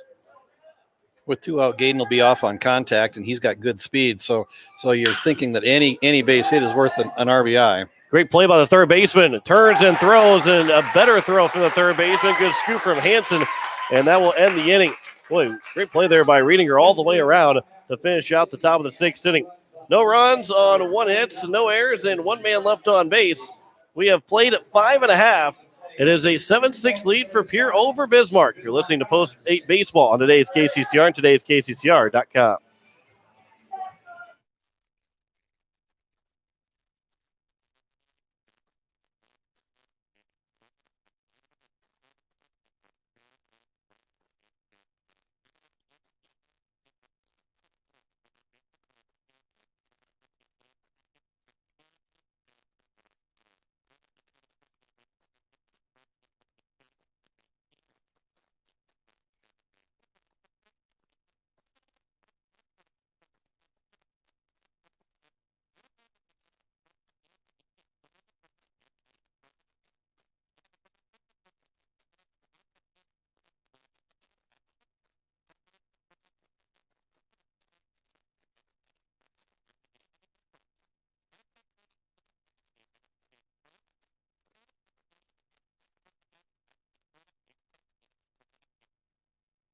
Here in the bottom of the 6th inning, it is going to be 3, 4, and 5. Connor Hansen, Cade Feeney, and Skylar Riedinger. If anybody gets on base, then it will go to Crew Walker. Jake Mayer out for his 3rd inning of work. Trying to keep this a 7-6 ball game. The first pitch is upstairs for ball 1. Yeah, and actually, if you're the H, you really want to see, if you're going to see the meat of the order, you'd rather see it in the 6th than the bottom of the 7th, especially in a 1-run ball game. Now 2-0 to the leadoff hitter, number 3 hitter Connor Hansen, who's been on base all 3 times. A single hit by a pitch and a fielder's choice has got him on all 3 times. 2-0's outside, 3-0. Cade Feeney is on deck. He hit the 2-run homer last inning. And you don't want to put a man on base for Feeney. The 3-0. Swinging away and it grounds it foul, does Hansen. And the count is now 3-1. Here's the number 3 hitter. Feeney's 2 for 3. Riedinger's 1 for 3. 9 hits in the ball game for Bismarck. The 3-1 pitch. That one's out towards right field. Will Van Camp going back on it. He'll turn and watch it go off the wall. And Van Camp will turn and throw. They're going to try and get him out at second as it's going to one-hop past Andrew Coverdale. And it's a leadoff double for Connor Hansen. And the tying run is already in scoring position for Cade Feeney, who just beat on base, is already in scoring position when Feeney comes to the plate. 2 for 3 with a 2-run homer. Number 10, shortstop, Cade Feeney. Yeah, this is a big at-bat for the 8s. You really want to find some way to get Feeney out with the tying run on second base and nobody out here in the bottom of the 6th. First pitch to Feeney is a curveball over for strike 1. No action in the right field bullpen. Maybe letting Mayer work through this game one way or the other. Here's the 0-1 pitch. Popped up on the infield. Coverdale will call for it. He will make the catch. And that's a big first out here in the bottom of the 6th inning. And it keeps Hansen on at second. As here is Skylar Riedinger, who's 1 for 3. Jake Mayer at 61 pitches through 2 1/3 so far. 62, 29 of them for strikes. So we'll see if he can work through this jam here in the bottom of the 6th. First pitch is outside and low for ball 1. Crew Walker would be the next man to hit. He's 2 for 3. The 1-0 pitch to Riedinger is on the outside corner for strike 1.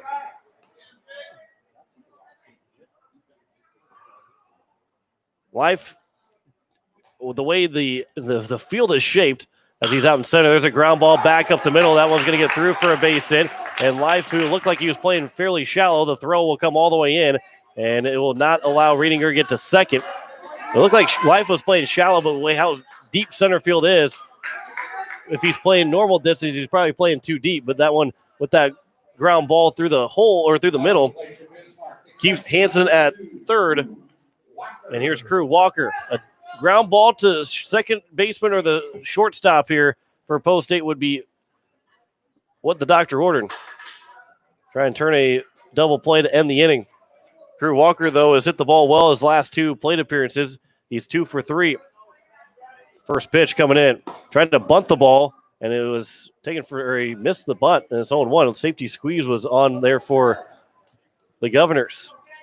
Yeah, and again, if you're a little bit of action in the Bismarck bullpen, so we'll see what they've got going here in the 7th, especially if they score the tying or go-ahead run here in the bottom of the 6th.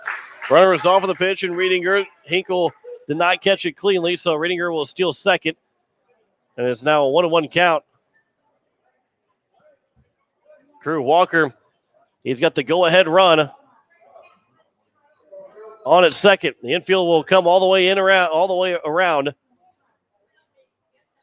There's a line shot. That's going to tie the ball game up. Will Van Camp will field. They're going to hold the runner at third. The throw is offline, but it's going to keep still Walker on at first.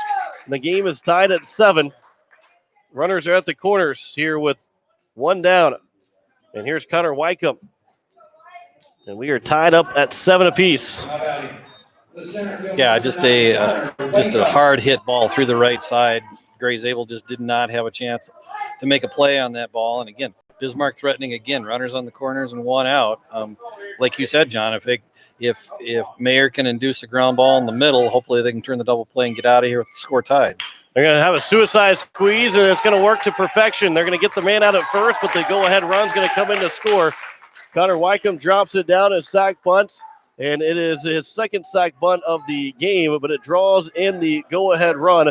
8-7 lead now for Bismarck.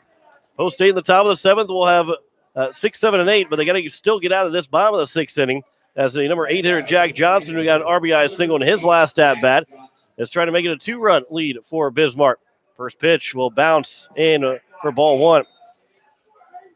It'll be Lincoln Keenels, Will Van Camp, and Elliott Life, and would at least need Colin Bergman to come up to the plate.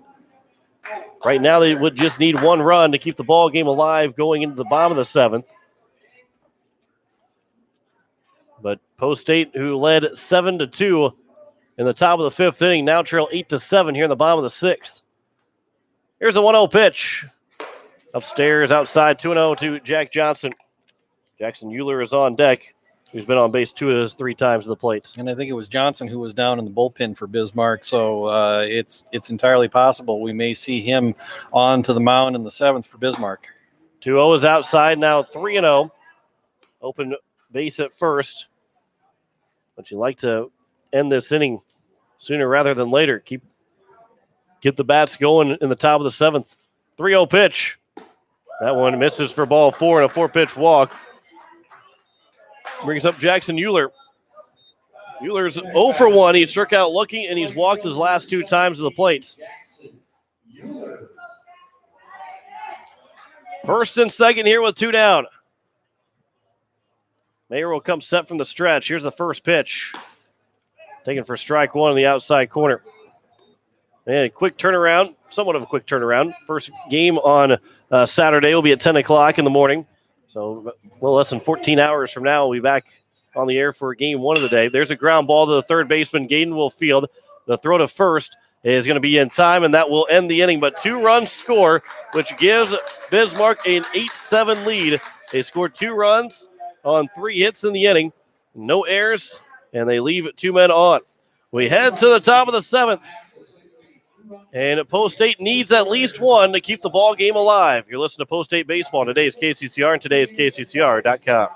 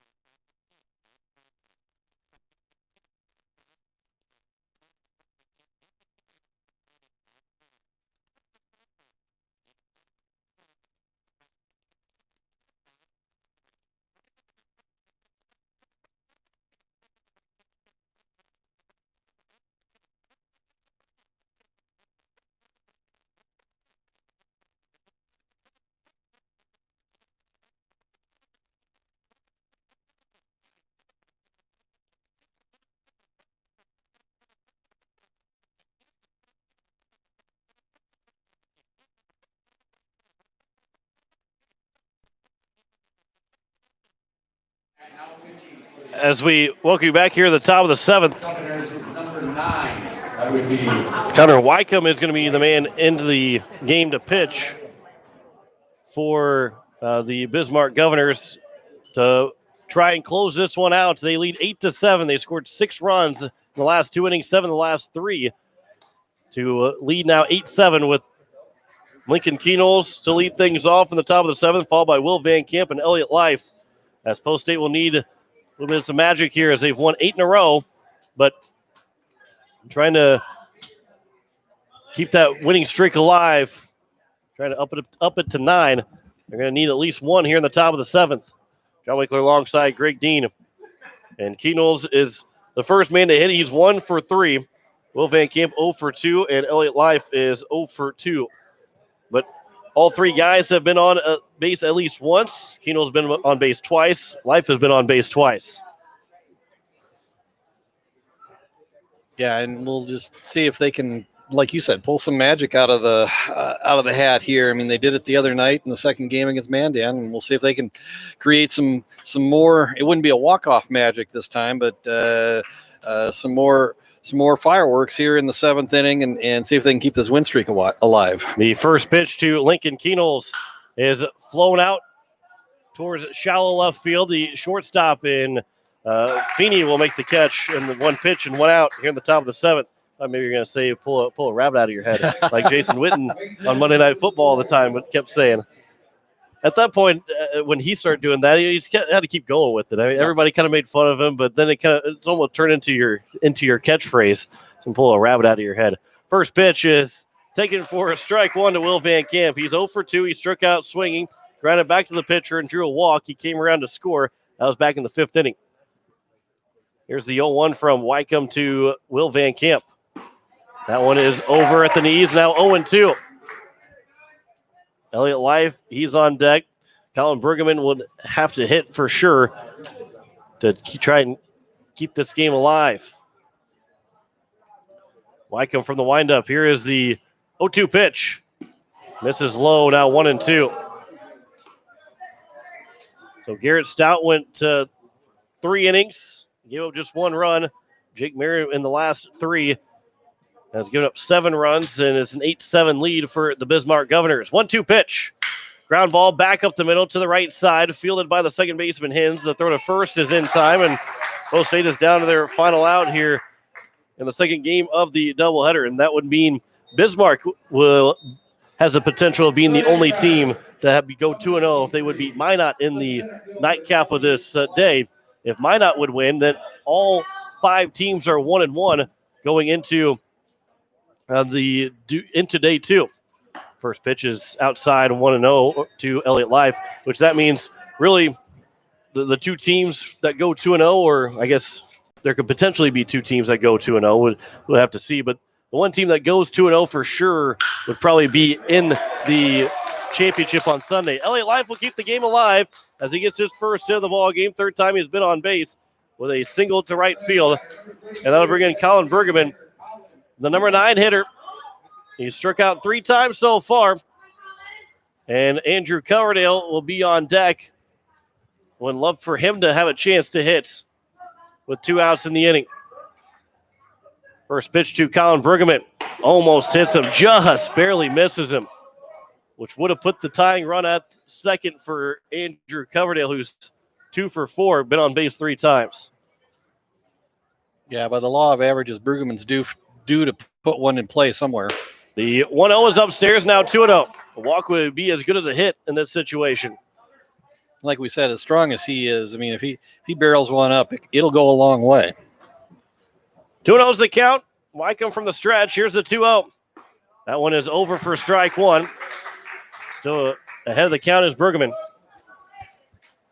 Minot and Bismarck will finish out the day after this one concludes. And Pierre and Mandan will get things started tomorrow morning.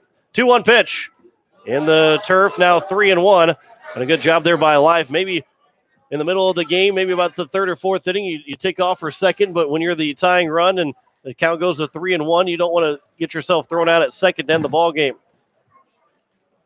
So here's the 3-1 pitch to the number 9 hitter, Colin Bergman.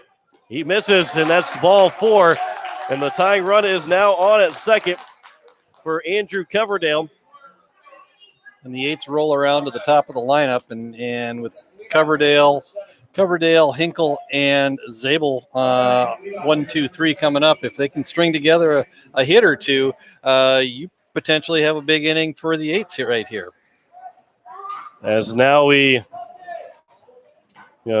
shift the outfield for Bismarck. A base hit could tie the ball game up. Life is on at second. Coverdale at the plate. He's 2 for 4. Wycombe's first pitch to Coverdale. That one is over for strike 1. And with 2 out, the runners will be off on contact. So any kind of a base hit, and the outfield's playing medium to fairly deep. So any kind of a base hit from Coverdale, Life will all but sure will score. 0-1 pitch to Coverdale. That was a line shot right to the second baseman, and that will end the 8-game winning streak as Bismarck will take game 2, their first win of the tournament in their first game, as they beat Pierre 8-7. So Pierre will end the day at 1-1. Bismarck has a chance to go 2-0. Minot's trying to make everybody go 1-1 in day 1, as they will take on Bismarck here here later on tonight. We'll step aside for 2 minutes. We'll come back and we will wrap up day 1 here at Minot at Corbett Field. You're listening to Post State Baseball on today's KCCR and today's KCCR.com.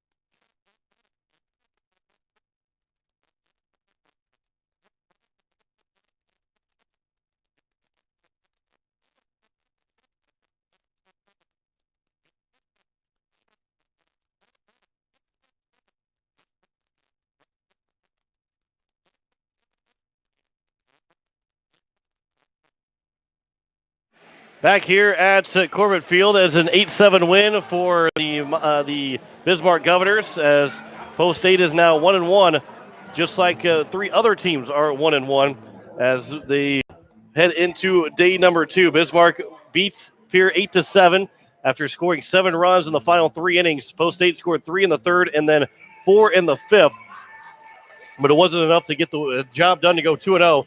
As Bismarck is now looking to beat Minot to be the only team to be 2-0 heading into day number 2. John Winkler alongside Greg Dean. Greg, two good games. Two good games go through here for Pierre. Yeah, absolutely. And you know, it's unfortunate for Post State that they're not able to secure the second win of the day. I mean, it looked like they had things well in hand when they were up 7-2 going into the bottom of the 5th, but give a lot of credit to Bismarck. I mean, that's a very good ball team, and they're certainly gonna make some noise as the season progresses up here in North Dakota. And so, nothing to shake your head about. It's just unfortunately you just couldn't close the door when you had that 5-run lead. But that's the way baseball is sometimes. I mean, you're not going to win every game, and for the 8s, the 8-game winning streak comes to a close. But to be 15-5 at this point in the season, I think is a testament to the potential that this team has, and certainly what lays ahead of them for the next month of the season. Yeah, and for Pierre, and Coach White, you talk to them, and they probably would love to see them go 2-0. Obviously, you want to win every game, but when you don't have an error on all day long, and the only error that could have potentially been, but you can't assume a double play was going to be turned, was when the double play wasn't turned as it got underneath the glove of Zabel. That was as close to an error as you can call anything for Pierre today, and they played very good defense, and you got to be pleased with having 0 errors in a full day and going 1-1 against 2 good ball clubs.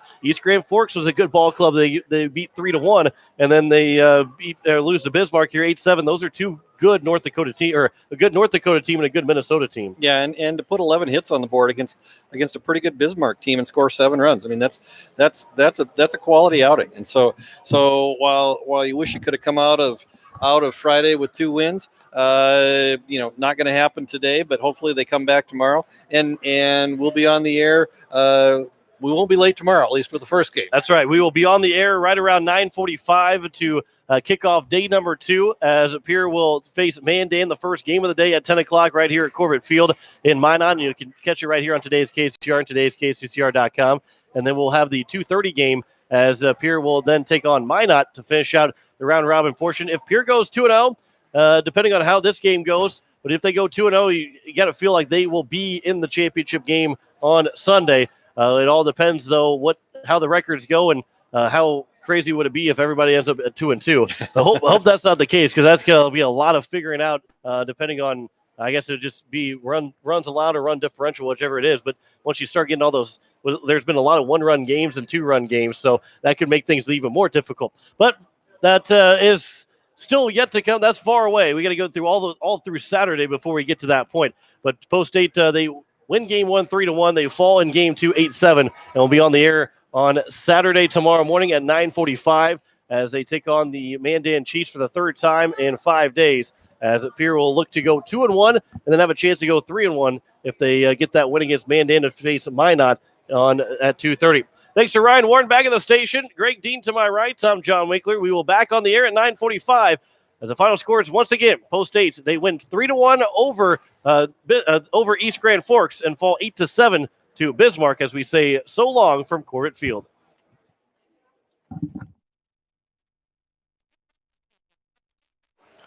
Thanks, man.